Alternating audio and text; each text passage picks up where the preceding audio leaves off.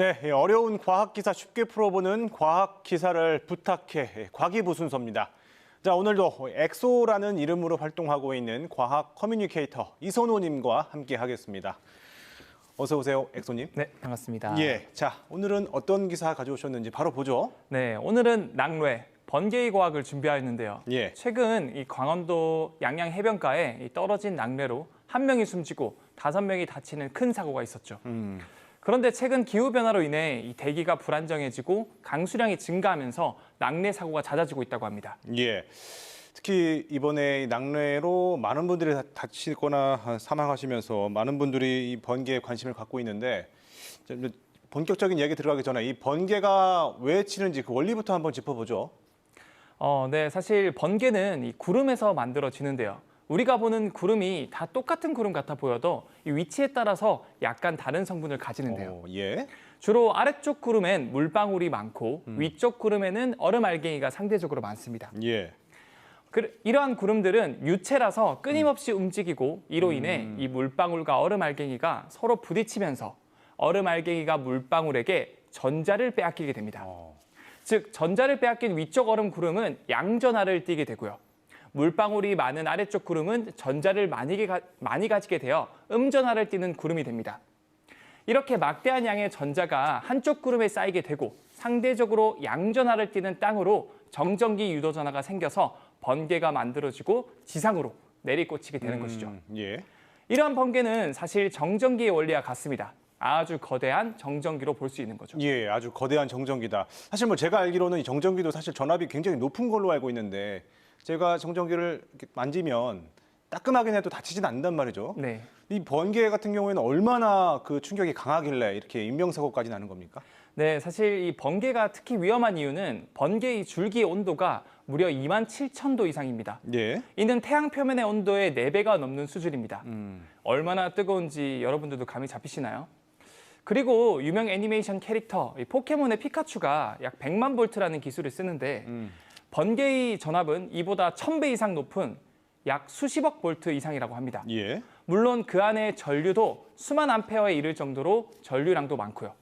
그렇기 때문에 번개는 정말 조심해야 하는 거죠. 예. 자, 이 번개의 위력 듣고 보니까 상당히 무시무시한데 지금도 보고 있지만 이 번개 일자로 꽂히지 않고 지그재그 형식으로 이렇게 땅에 꽂힌단 말이죠. 이건 왜 그런 겁니까? 네, 사실 이 공기 중에서도 전기가 잘 통하는 곳이 있고 잘 안 통하는 곳이 있습니다. 예. 예를 들어서 공기 중에서도 수분이 많은 부분은 전기가 잘 통하고요. 반면 수분이 덜한 부분은 전기가 잘 통하지 않습니다. 번개는 조금이라도 전기가 잘 통하는 부분을 찾아서 이 최단 거리로 이동하려는 성질이 있기 때문에 지그재그 형태로 꺾이게 되는 것이죠.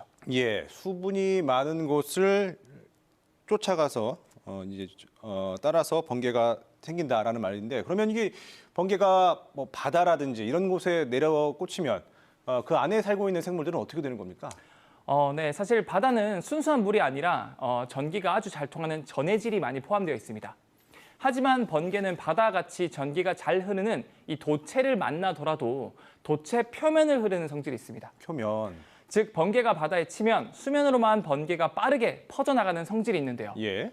더 나아가 이 바다는 워낙 넓기 때문에 순식간에 번개의 강한 에너지는 약해진다고 합니다. 예. 그래서 바다에 번개가 쳐도 대부분의 물고기들은 별 영향을 받지 않고요. 예. 또한 물고기들의 습성이 이 날씨가 나빠지면 평소 활동하는 수심보다 더 깊은 곳으로 내려간다고 하니 번개에 피해를 당하는 물고기는 거의 없다고 봐도 됩니다. 예. 자, 그럼 마지막으로 이제 꼭 들어봐야 할 내용인 것 같은데 이 번개가 심한 날, 천둥번개가 심한 날, 낙뢰 사고 예방하려면 어떻게 해야 되는지 알려주시죠. 네, 이 낙뢰 사고를 피하려면 전류의 특징을 알아야 하는데요. 뾰족한 곳일수록 유도 전하가 많이 몰려서 번개가 그쪽으로 치려고 합니다. 따라서 넓은 들판에 서 있는 걸 피하시고 우산이나 금속으로 된 재질을 높이 드는 걸 피하셔야 합니다. 특히 골프 치는 분들에게 낙뢰 사고가 많이 발생하는 이유가 넓은 골프장에 이 피레짐 역할을 하는 골프채를 높이 치켜드는 순간 번개가 그쪽으로 내리치는 경우가 많거든요. 아하. 무조건 높은 건물이 많은 곳, 건물 안쪽으로 가시거나 차 안에 대기하시는 것이 좋습니다. 예. 보통 비행기나 자동차, 기차 등도 전기가 잘 흐르는 도체로 되어 있어서 위험하다고 생각할 수 있지만 앞서 제가 말씀드린 것처럼 표면으로만 흐르는 전기가 이 도체의 특성이고요. 예. 또한 모든 이동 수단에는 전기를 다시 바깥으로 흘려보내는 장치가 있습니다. 이런 걸 접지라고 하는데요. 이러한 접지 장치 덕분에 전기가 다 밖으로 흘러나갑니다. 예.